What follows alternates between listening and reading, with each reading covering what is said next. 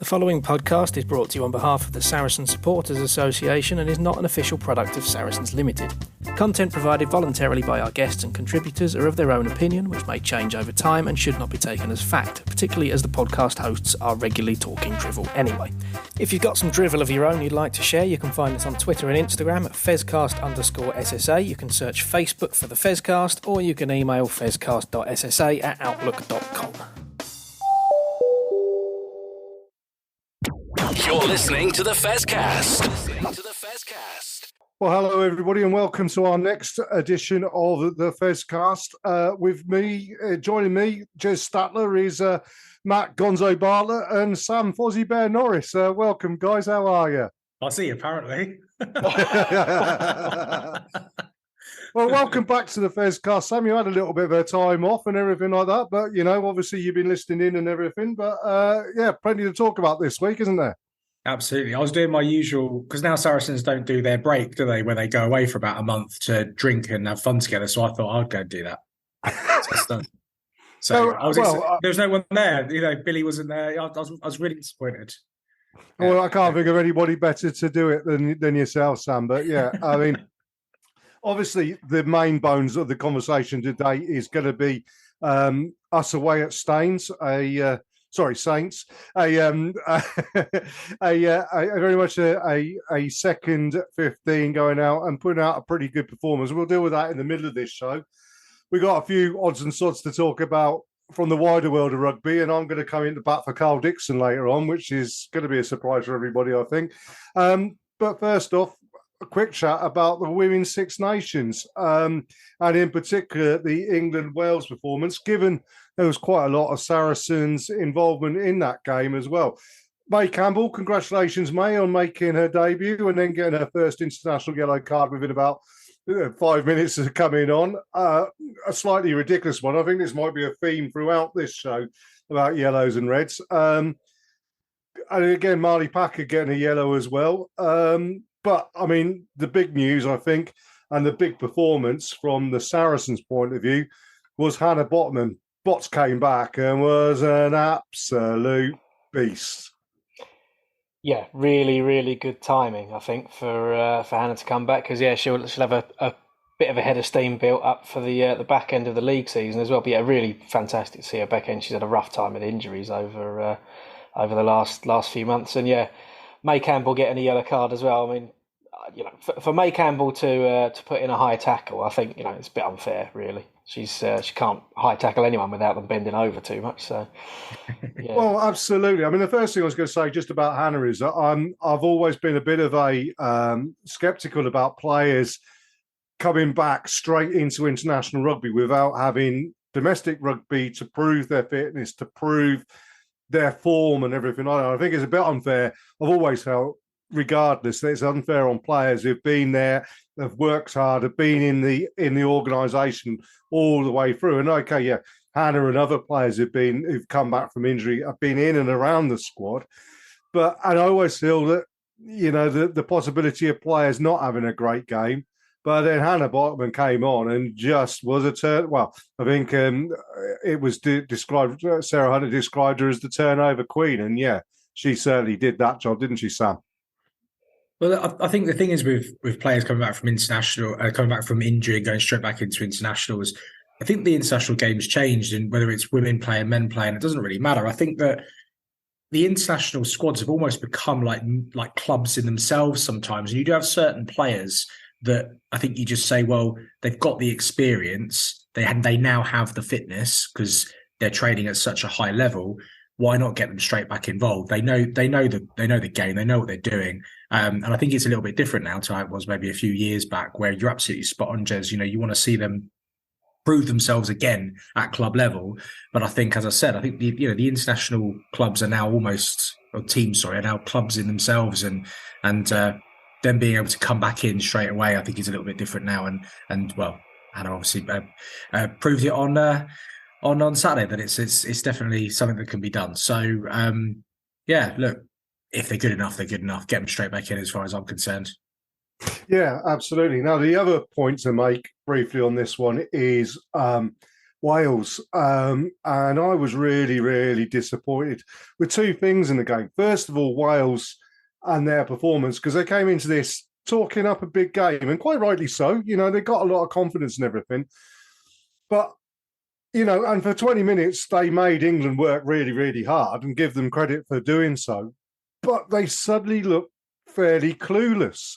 They scored 3 points and they scored 3 points all game. They never really looked like breaching the English defence. They had a couple of half breaks, a couple of line breaks, but never really made anything off of it.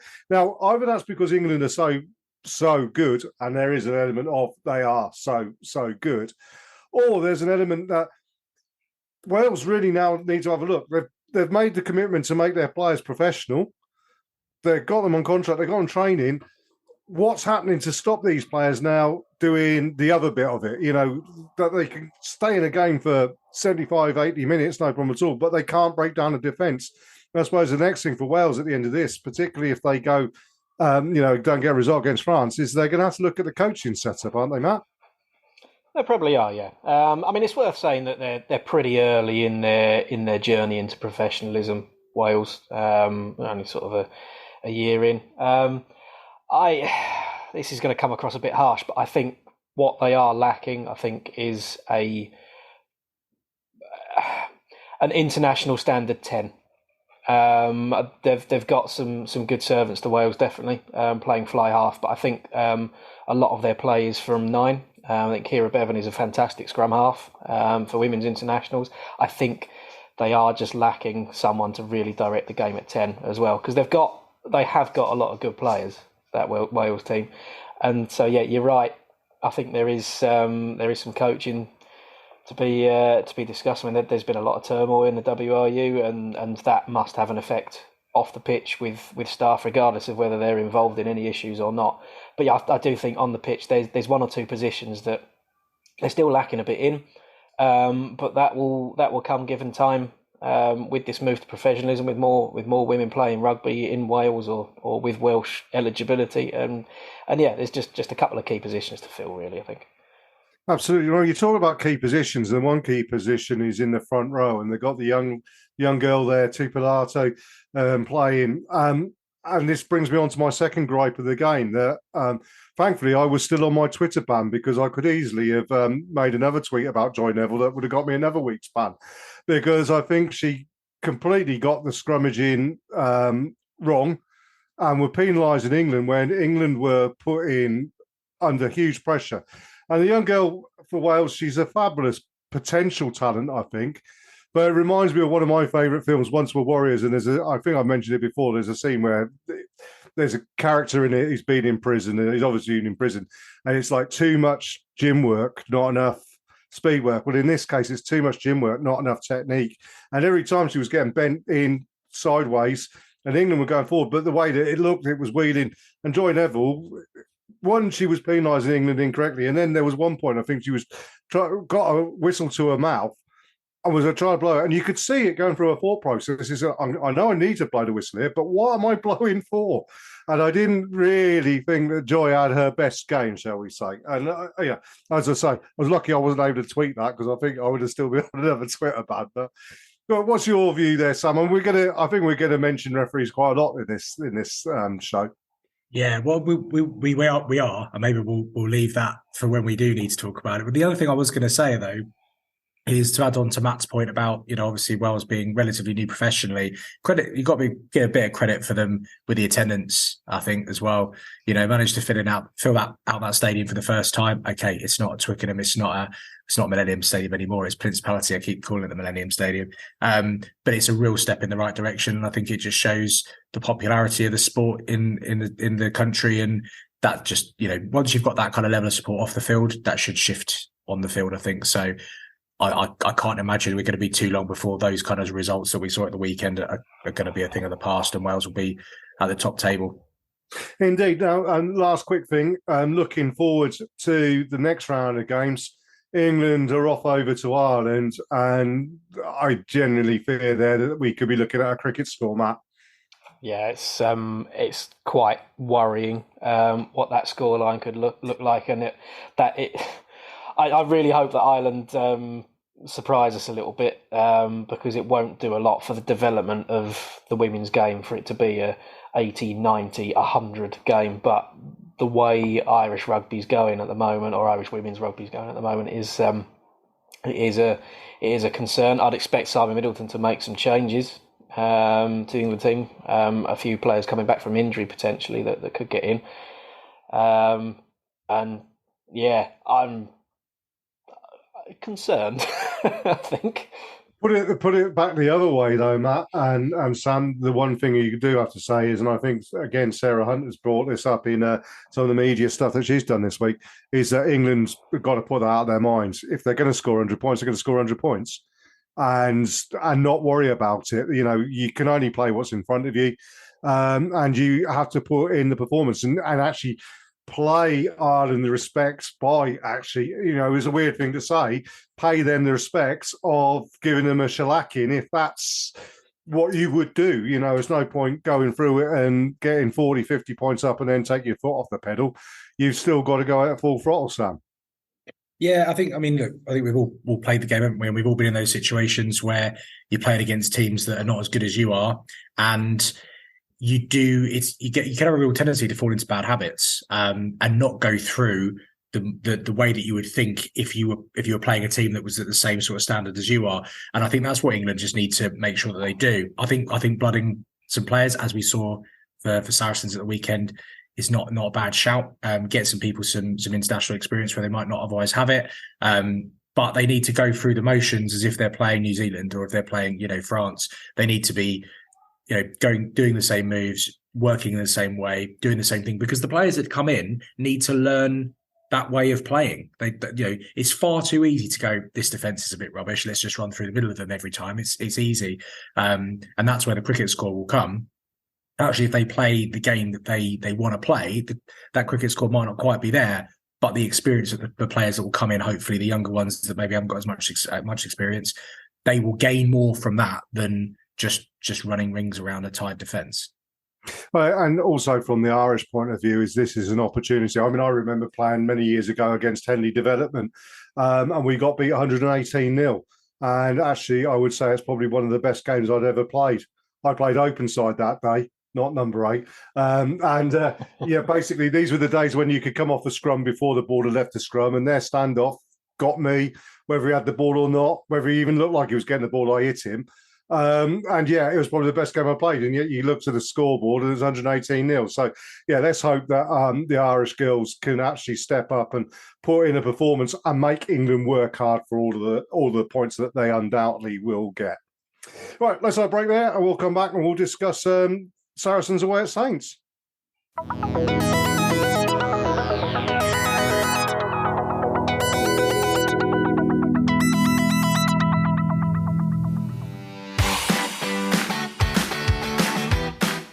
You're listening to the Fezcast, which is proudly sponsored by the Saracen Supporters Association, and I'm Alison Davis, one of the SSA committee. For a £10 annual subscription, the SSA provides our members with monthly newsletters, virtual and in-person player events, away match ticket allocations, and we organise pre-match gatherings at away matches. We sponsor men's and women's players, and we support the Saracens Foundation Track Club on behalf of our members. On top of all that, every year we have a seasonal SSA badge, which is exclusive to members. Where else can you get that much value for a tenner? Join now at membermojo.co.uk/SSA, or come and see us on match day in the Oasis at the StoneX. This is the Fezcast. Right, well, welcome back to part 2 of this week's Fezcast. And actually, I'm going into this one a little bit blind because I've only seen sort of highlights of the game away against Saints. I was watching the women's game live at on the weekend. So, I mean, most of the information is going to come from Matt and Sam, but I'm going to throw a few things your way. First of all, I think we'll discuss the big controversial moments of the game, but I'll say we went up to North Franklin's Gardens. We're very much a second string team, as we predicted the week before. Jamie, Matt, you were going through Instagram posts when you'd find out where various people were, which beach they were laid on in Barbados or Dubai or whatever, or whether Owen Farrell was taking the family around IKEA or something, getting the whatever. But we took a very much a second string side up to Franklin's Gardens with a few players coming back from injury, whatever. Went down to 14 men very early on after coming out of blocks like an absolute exocet, and actually, didn't disgrace themselves in any way whatsoever. I came away with a bonus, losing bonus point, which could come down very useful towards the end of the season. Yeah, well, I think I sort of said to everyone after the match, I think the players that played that match, and the way we went about it when we went down to 14 men, it's a much better experience for the big games to come than if it had been a 50-0 pasting either way. I think there's an awful lot to take out of that, because there are plenty of players on that pitch that will be involved in the semi-final and the potential final. And there'll be players that played that might be on the bench for that, and they needed that experience. So yeah, we are going to talk about little moments within the game, but I think on the whole, I think actually we should be pretty chuffed with that performance. Really, Sam, you think the same? Or yeah, to be honest, I think it's a bit of both. If I was Mark McCall, I'd be thinking that was a really good run out. I saw some real potential. I think Manu Vunipola had the best game he's ever played in a Saracens shirt, which is very good, thank God. And we saw some of the youngsters. I mean, the young 18-year-old lad, Michello, is it? Come on, nearly scored a try with his second touch of the ball. 18 years old, and he took out 3 seasoned pros before almost just being pulled short. So I think Mark will be very happy. I thought Seguin looked back on pace. There was some great touches from a few different players. On the flip side, if you're Phil Dowson, you are concerned because Northampton were just nowhere near good enough, and I can't wait to hopefully play them in the semi, because we will put 50 points on them if we're at home with a full squad. They looked so bad that I'm actually a bit. If I was a London Irish fan or a Quins fan and Northampton getting fourth place, you've got to look at yourselves and go, how the hell would we let that happen? Because they were well off the pace. Well, we're going to. Sorry, Jace. Yeah, but I mean, we're kind of going to jump ahead a little bit here, but actually, to make the point on what Sam said there, we're going into playing London Irish next week, and I think we've got to look at that and go, Jesus, we really need to beat them. I mean, to make sure they don't get any points, because then that means we've got a good chance of playing Saints in the semi-final, and we would much rather do that than play London Irish. But I don't know about you, Jez. For me, you're putting your full team out next week. We've got to put our full strength team. Hopefully, as long as the boys aren't still on the beach somewhere. But put a full strength team out against Irish. They're also our bogey team. So if we do somehow manage to play them in the semis, we need to put that to bed as well, to say they're no longer our bogey team. We've put a W on them. Well, absolutely, and I think that's very important, especially when you're looking at how well Leicester Tigers are playing at the moment. We'll talk about them in the last bit of our show here, but the last thing you want now is to slip up and allow Sale Sharks to have first place and play against whoever's in fourth, because second against Leicester Tigers, the way they're playing. And they're playing some pretty damn good rugby at the moment. Very impressive. Being beaten by Leinster, they still showed enough there, and also what they did to Chiefs on the weekend. So, yeah, ideally, we want to be one. Yeah, put London Irish out of the equation, and Saints would be the team that you want to face up in that semi-final. Again, just you mentioned Manu Vunipola. It's great that I think he has actually starting to show some real skills and some real qualities, which I do think come from having to be played. The one thing you say about Manu is that he hasn't played enough, and give him a little bit of a run, and suddenly he's looking, more than useful. He put 2 chips over the top that were absolutely world class. And the reason why they were world class, coming from a 10 like myself, now I know these sorts of things, is that a lot of the time with the chips, the players chip them too high. And that gives the defense so much time to then regroup, and then suddenly your attacking players are under pressure. And the touches that he made, it literally just drifted out of like reaching distance. They're both perfectly placed, and I think even the commentary mentioned that as well. That they weren't too high; they were absolutely perfect, both of them. And from the tee as well, he knocked some absolute blinders over. And do you know what? Long may it continue. So I think sometimes a player, particularly when you're playing in a position where you are looked to as the playmaker, and particularly also what I found this season or last season, when you've got Good behind you, sometimes coming in and trying to take over that leadership role, it's really hard to stamp your authority. But I think he did that. There were certain parts of the game where Goody came in and played first receiver a few times, but I think on the whole, Manu had the best game in a Saracen shirt he's ever had. And if this is the game where he can then, go on, then I'm more than happy to eat my hat and swallow my pride or whatever it might be and say, I was wrong about him. Don't get me wrong. I want him to be an absolute worldie. I really do. I just have the concern that he maybe isn't quite there. But then again, we're holding him up to Owen Farrell. It's not really fair on the poor lad, is it? No, absolutely not. Now, right, the elephant in the room, guys. We do need to talk about it. I say, no matter how good the performance was, and everything, we did put ourselves under pressure by losing a man in the 8th minute. And one of the experienced players, Duncan Taylor. Matt, I'll ask you first. Red, yes? 100%. There's a few, I'm not going to name people, but there's a few people that have kind of disgraced themselves a little bit on social media in my eyes. You look at the laws of the game as they are right now. That is the easiest red card that has been given against us this season, and we've had a few. End of the day, he's hit a fella with force, head-on-head collision. But a couple of people saying, but the first contact was arm on shoulder or something. The first contact actually doesn't matter. No. That's been misinterpreted. And that rule is sort of used if a player rides up from someone's chest into their face. There was a direct head-on-head collision. Both of them are maybe an inch lower than they would be standing upright. There's no mitigation for it whatsoever. It's a red card. There was no complaints from anyone.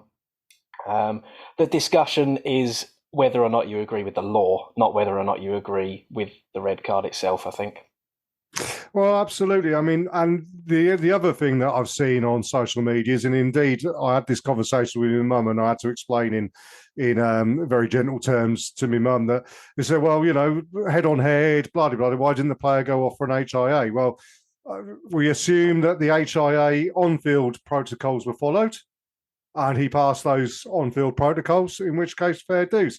And if there was a concern, then the off-field doctor, as was happened to us on a couple of occasions this year, will have hoiked the player off anyway. So we have to assume that people with far greater medical training than you and I, with my first aid at work course that's lapsed about 5 years ago,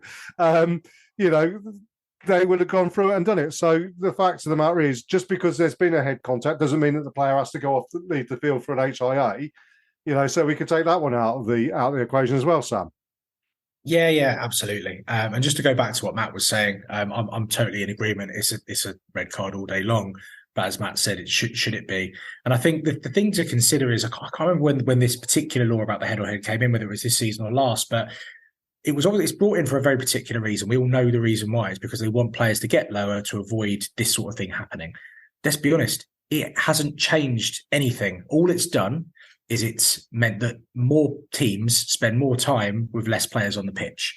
And all that's done is it's made the game, it's ruined too many games of rugby. So the people ultimately that are making these laws need to look at this and go, we need to protect the players, of course we do.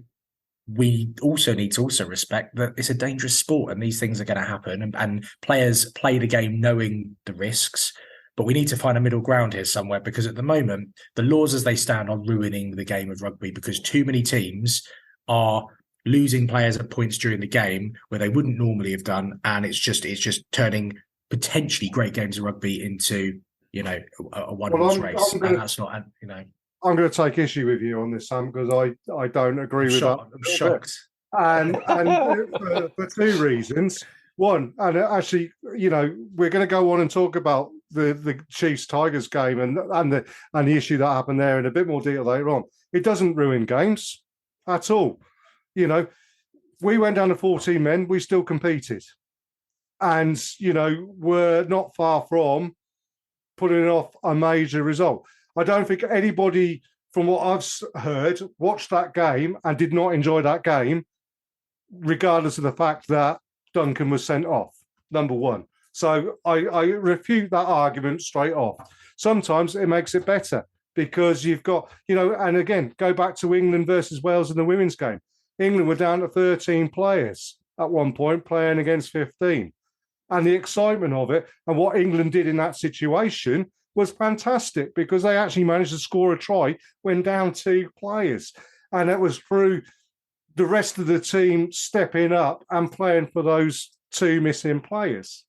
Second thing is the players go onto those fields of play knowing what the laws are, knowing what they can or cannot do. Now, these players aren't amateurs who turn up on a Tuesday night and have a 2-hour training session and then go in the bar and have 4 pints and maybe have a run through on a Thursday night. These are guys who are paid very good money to do rugby all day, every day, 7 days a week.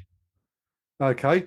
Now, I am paid reasonable money to supply lawn and garden spare parts. And I do it every day, and I'm good at it. So my expectation is of players that they should be good at it. Now, yes, you're right, Sam. These situations will happen, but the responsibility, I feel, needs to be taken off of the referees and perhaps given more onus on the players and the coaches to do better. Because, you know, you go into it's exactly the same as going onto the motorway. Yes, I can drive on a motorway at 110 miles an hour because I'm a good driver, so I think. But the law says it's 70 miles an hour. So if I get caught doing 110 miles an hour, regardless of how good a driver I am, I could be Lewis Hamilton driving 140 miles an hour on the motorway. The law is it's 70 miles an hour. So if I get caught doing it, the responsibility is mine. And I think it's exactly the same with the players and the coaches, that they need to do better and play within the laws that they know are there and do much better. Number one, I'd say that the 2 games you've mentioned there are probably more the exception than the rule. I think there's been too many games. I'll rephrase it: too many games ruined by red cards that otherwise wouldn't have. And I do agree with you that players need to do better. But I also think that rugby is a very chaos-driven sport, and these things will happen no matter how well drilled you are. You know, you can be the best place kicker in the world and still miss a kick. So you're going to have these things. And my argument has always been, until the game of boxing no longer exists, you can't be too harsh on rugby. Well, I mean, I did come up with a theory the other day that actually what they should do is just take yellow and red cards and sendings off out of the game entirely. Just not have them. And be more like Aussie rules, where in Aussie rules, you can't get sent off, but after the game, you have a citing commissioner sits there and says, well, he needs to be looked at, that needs to be looked at. You get put on report like they do in rugby league, and then you have a panel afterwards of the referee, the television match official, and perhaps an ex-pro as well, 3 people for each game. And they could do that quite easy. Look at it and say, that there, well, that's worth a 3-week ban. That one there, that's worth a 10-week ban. And people will turn around and say, well, all that'll do is that players will be going out and being, because they're allowed to get away with it in a game and they'll take out best players. Well, no, you cripple them by giving them draconian sentences. So if you've got, like Callum Clark, when he got done for hyperextending the lad's elbow intentionally, he got 36-week ban, was it? Something, a huge ban. You start throwing bans around like that, and particularly when you've got clubs that are working to a constrained salary cap, that suddenly if you've got 6 players on a 10-week ban, coaches would soon start coaching their players to be better in those situations, and certainly players who were acting like thugs would be driven out of the game. And, you know, that's my left field way of looking at it. And, you know, and even to the extent that at the end of the season, if Saracens have had 15 players cited through the season, for every citing they lose 2 points, you know, suddenly, you know, coaches would suddenly get better. and coaching would get better, and players would get better. Well, They also that rugby again. right. A few things now off the top of my head. Now I've been listening to that. Look, the thing I take issue with is people too easily say it's ruining the game. I don't like it when we say it's ruined the game. It's changed the game. It hasn't necessarily ruined it. That was still a good game. And whoever it was that put this out, forgive me because I can't remember who. There was a very good graphic for this season for every match that has had a red card in it in the Premiership and what has happened to the scoreline from that point on. And it's actually a 50-50 split between the teams that have had a red card given against them, then shipping a load of points, and teams actually, believe it or not, going on to score more points than their opposition from that point on. Now, that's not necessarily saying teams are winning games with 14 men. They might be 20 points down already, get a red card, the other team's taken their foot off the gas, and they've scored a few more points than them towards the end of the game. So it is a little bit skewed, probably, but it's not as if every game that's had a red card in it has suddenly turned into a landslide victory for the other team. The other thing that I really need to say is that 15 years ago, 20 years ago, that is still at the very least a yellow card. Duncan Taylor's tackle technique there was crap, and he would have been penalised for it. Too many people saying it's gone soft, that would have been fine. It absolutely wouldn't. It wasn't a very good tackle at all. He's gone in with the intent of making a big hit, and he's got it very, very wrong. So we can't do that. That's the interesting thing, isn't it? Because this is now where you look at it and say, look, red cards are going to happen. Issues are going to happen. These things are going to happen. It's what happens afterwards. So in Duncan Taylor's situation, and let's be honest with it, if Owen Farrell can get a red card and cited for a high tackle and get a 3-game ban reduced to 2 on going to tackle school, well, Duncan Taylor's going to get the same as that. He's going to get a 3-week ban, quite right, reduced to 2, tackle school. It's his first red in what, 12, well, you say 12 years of playing. I mean, we're given the amount of games he's actually played. It's 12 matches as well, yeah. Matches, but still, he's got exemplary behaviour and, that's going to be it. So he's going to be out for the next 2 games, back for the semi-final if picked. And, and that's fair enough.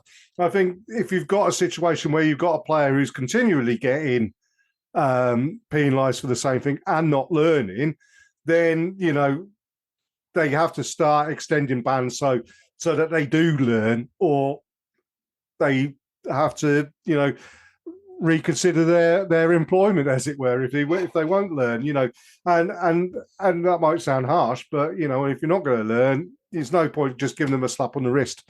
No. It's okay doing it the first time, but if they continue to do it, you really need to start hitting them hard with this. Yeah, whether or not you agree with them or not, as well, the decisions that have been made, we have had more red cards than any other team in the league this season.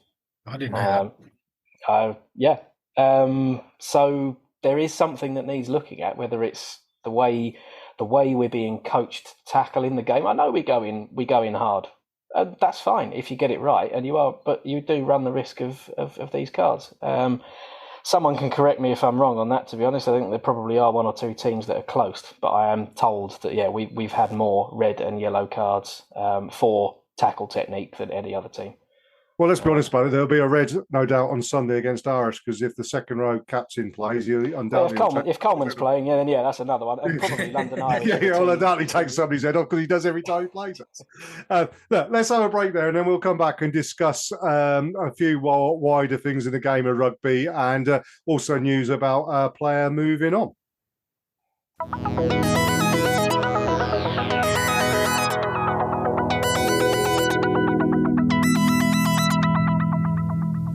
Hi, Alex Osterbury here, Director of Rugby for Saracens Women. You're listening to the Saracens Fezcast. This is the Fezcast. Well, welcome everybody to the final part, and we're going to discuss a few things around the wider game of rugby with Matt and Sam, and also talk about some news within the Saracens camp. But moving on from what we were discussing in relation to Saints Sarries. and talk about discipline. And I'm going to actually come to the defence of Carl Dixon, who I thought made an exceptionally good decision on the weekend in the Exeter Chiefs versus Leicester Tigers game. Now, the first thing for me to say is in reference to perhaps the comment that you made in the last one, Sam. There was a red card in that game for Ollie Woodburn. It wasn't a red card for one offence. It was a red card because he got a second yellow. Okay, we'll discuss that in a minute. The first thing to say, though, is that didn't affect the game. The game had already been won by Tigers. They looked superb. And Chiefs, quite frankly, for a team that are in the semi-final of the Heineken Champions Cup, quite frankly, La Rochelle are going to put a cricket score on them, quite honestly, because they are poor, very poor indeed. It didn't affect the result of the game. All it did was meant that Chris Ashton, and we've got to say to Splash, congratulations on hitting 99, 100 and 101, and also congratulations for the into the crowd, onto the seat, surprising the hell out of a little lad in his Tigers onesie who will never live that one down. But what a brilliant celebration that was, and congratulations to him, 101 tries, the best winger I think we've seen in Premiership rugby. And, you know, he's going to retire at the end of this season. Apparently he's never actually scored a try against Saracens. It's the only club he's not scored a try against. So we hope that continues to the end of the season, Chris. You know, you can score tries against everybody else you want to do, but not against us. And that's fair dues. But yeah, congratulations to him. But yeah, that red card's only affected by how many points Leicester Tigers won. The second thing is, I say congratulations to Carl Dixon for getting it absolutely right. Now, off air, I was saying that I've been arguing with idiots, which happens a lot on social media. And people have probably sat there saying the same thing. I might argue with this real idiot. But all like Rugby Pass and Rugby Onslaught and Rugby all these things are saying, you know, controversial red card. Ollie Woodburn was not given a red card for either of the offences he was yellow carded. The second offence was a yellow card, and it was only that he'd got a second yellow card that became a red. So take the red out of it, okay? It's because Ollie Woodburn cocked up twice. And the second time, he cocks up, okay? The tackle had been completed. The players had hit the floor and he comes sliding in. You are not allowed to come off of your feet into the tackle situation. He did so. It slid the player into touch. It stopped a certain try being scored. Yellow card. Well done, Carl Dixon, because there's plenty of referees who would not have given the yellow card there and might not even have given the penalty try. And, you know, everybody's saying that Carl Dixon hasn't got empathy for the game. In that situation, he showed empathy because he understood what the player was trying to do, and he penalised it for him. And the more times and the more the referees stop players doing this and penalising them for it, it'll take out of it, because what Ollie Woodburn did was only one step off of the one thing that I hate more than anything else is seeing players dive onto players who have already scored a try. And that's got to be taken out of the game, because that's not like hitting Duncan Taylor hitting a high shot where he's just got a tackle wrong and everybody will vilify him for it and whatever, quite rightly. But when players dive on players who've scored a try and they know they've scored a try and they come in and they're diving on them, that's a cheap shot. That's no different to giving someone a smack in the scrum when they can't see it coming. And I hate seeing it in the game of rugby. So more power to Carl Dixon for getting that one absolutely right and drawing a line in the sand. And let's hope every other referee follows his lead on that one. There you go. Got that off my chest. You all right, mate? You okay? Yeah. I've not actually seen the incident. So this is a great show where the three of us are sort of struggling to comment on certain things. But given the furore around it, I'm sort of reminded of when we played Leicester last season, was it? And at the end of the game, we thought we'd won it and were penalised for Alid Davies, I think, shoving a player into touch off his feet. Obviously, he then got a smack in the chops, which should have been reversed the other way. But exactly the same. That was obviously refereed fine. But I think what everyone should do is just get an artificial pitch like us, and then no one can dive on the floor and it won't happen. Well, there is that. I mean, because I did see someone turn around and say today that, home clubs will just water the pitch and wingers will be sliding in from the halfway line without realising that, a half decent opposition coming away there will see the pitch being wet as anything, and their wingers will do exactly the same. So, that's a ridiculous, dead cat to throw onto the table there. Carl Dixon got that one absolutely right, and there's an awful lot of people who are chopsing off about it who should actually pipe down and wind the necks in on this one, and actually turn around to Carl Dixon and say, "Well done, Carl. You did right there." And I've been Carl Dixon's biggest critic over the years, so for me to come in as the defence counsel for Dixon, that's takes some doing. I've got to say, I was actually really disappointed in the decision. Not because it wasn't the right one; it was just because that would have been Chris Ashton's 100th try, and I was really hoping he was going to get it. So I mirror what you said earlier on about Ashton. I think he's a very underrated player, and I was really happy to see him not only get his hat trick, not only get 100+1, but also for the fantastic celebration as well. But hats off to Ashton, and he's actually, I think he came over from league and changed the way that that wingers in Union had to play the game. So a lot of credit to Chris Ashton, and he's had his critics over the years, and shouldn't have, in my opinion. A great servant to Saracens and the game, and hope he has a great retirement. Yeah. Without scoring a try against us. I just hope they don't have to play us.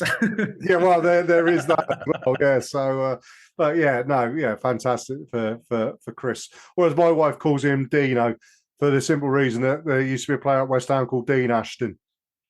And she got the two confused, and it's kind of stuck. So I always call Chris now Dino, whether he knows that or not. And we'll put the call out. We know that Chris is a media podcast superstar and everything, but if he ever wants to chat to us guys, we'd quite happily speak to him. Anyway, time to move on and just have a quick chat about a player who is leaving the club at the end of the year. And a position that we've been discussing rather a lot about is scrum half at the club, where we brought in new players. We were wondering, how many scrum halves fit into the cap. Well, the news is that Ruben de Haas, who played on the weekend, is back off to South Africa again, Matt. Yeah, I mean, it's worth saying at this point, where we're recording Monday night, it's not actually been officially confirmed by Saracens, but it has been officially confirmed by Cheetahs. There's a small hope for anyone that is adamant that Ruben de Haas wants to stay, but he's been confirmed in South Africa as going back. He's probably not had the game time that he necessarily wanted with us. Slightly unfortunate in a way that he was probably brought in as the player that might play a lot during international windows and things, and was quite close, and then ended up as a fully fledged international for the USA himself. So he's not sort of fitting that mould in a third choice. But we saw enough of him to know that he's a fairly decent scrum half, that's for sure. So I think it's a little bit of a shame that he's moving on. He's still in his mid-20s, so he's got plenty left in him. But it's a position that we don't really know what's happening, to be honest. I think the only scrum half we have confirmed for next season at this moment in time is Gareth Simpson. So who knows what the makeup is. But obviously back home to South Africa, even though he's a USA international. Good luck to him, really. That's all we can say. Yeah, no, it was disappointing because you could see, when he signed, I thought it was a really exciting signing. And certainly I thought he was brought in pretty much at the same time as Van Zyl. Two quite similar style of scrum half, and you could certainly see they were going, right, okay, we know how we want to play the game. We want a zippy scrum half. Let's play these 60-40, 60-40, not 60-40, there's not 100 minutes in a game, you know what I'm saying. But just playing a bit of minutes each, and you wouldn't really need to have to change the style of play too much. Alec Davis comes in and completely ruins everything by having a storming first full season, becoming our first choice and limiting Van Zyl's opportunities, which obviously is then going to have a knock-on effect to De Haas. So wish him well, but really wish we could have seen the best of him in the Saracens shirt, which ultimately we didn't. So it's a bit of a shame on that side, but good luck to him nonetheless. Well, indeed. I mean, it's a theme that we often come back to, talking about recruitment and players that move on, that very rarely do we regret moving a player on. You know, one of those things, sometimes it doesn't work for players. And if you think of the scrum halves that actually have moved on from the club in the last 10 years, from the old guys of De Kock and Wigglesworth, you know, and obviously Tom Whiteley moving on, and, you know, various other players that, you know, I think now we're settled on what we want. I really do hope that Ivan Van Zyl is in a Saracen shirt next year, because he has really impressed me this year. So yeah, interesting things to look forward to and everything. Anything else you want to discuss, Matt? It's probably worth saying there's a few other rumours floating around as well. I mean, the Billy Vunipola saga is still ongoing by the sounds of it, which, you know, throwing in his injury into the mix is another one to it. But yeah, the other one that's come out the last day or so is Nicky Smith, Wales loosehead prop, who is rumoured to be talking to every single club in the Premiership, with us being one of them. And I think if we were to sign him, that's probably quite a good move at loosehead. I don't know about you. Well, absolutely. He's the Ospreys prop, isn't he? He played against us a couple of weeks ago and looked very, very good, both in tight and loose. You know, he certainly was one of the players who impressed me highly. And if you're going to go for an Ospreys player, I'd rather it be someone who his vintage, shall we say, than potentially someone like Alan Wynne-Jones getting a final payday over this side of the Severn Bridge. Have you been reading ruck.co.uk again? Yeah. No. I mean, that would be terrible for me, the amount of grief I've given that bloke over the last few years, and then if he was to turn up in a Saracen shirt. But certainly make an interesting first cast if we did get him on. Oh, God. I think we just let him talk and we just wouldn't say anything. Best to do it that way. Well, I came up with it's never going to happen, but a fun potential fantasy transfer. You know, I've got issue with our lack of strength in depth at 10, and I thought with the Exodus at Exeter, sneaky little go for Joe Simmons, him and Faz, you know, alternating games. That would be fantastic, and it really would put it into Chiefs as well, wouldn't it? Can you imagine if that happened? That'd be brilliant. Well, absolutely. And I mean, it does make, you know, every time you turn on something on the rugby, you've got Rob Baxter there making a moan about something or other. You know, the one that he's big on isn't it, is ring fencing the Premiership. And there's no reason, you know, the reason they're going to get relegated next year. That's why. Yeah, absolutely. 100%. I mean, the only thing that would save them would be Bath being absolutely useless again. But I think even then. Not with Finn Russell coming on board. I can't see that happening. Right now, I would quite happily put a couple of quid on Exeter finishing bottom next year. Oh, that would make me laugh a lot. That would, but okay. Let's leave it at that point and say, yeah, we're all. Are we all going to the Irish game? Because I'm going to the Irish game on Sunday. I should have been done. I will have done my last long run before the marathon, 20 miler on Sunday. So I did a 19 miler on Saturday. So and then I start carb loading and tapering, which is the best part of marathon training, is the 2 weeks before the marathon when you just eat pasta like it's going out of fashion and do little short runs. But yeah, so I'm going to be at Stone X on Sunday. Are you all going to be there? We will all be there. Sounds like we might have to do another live show next week.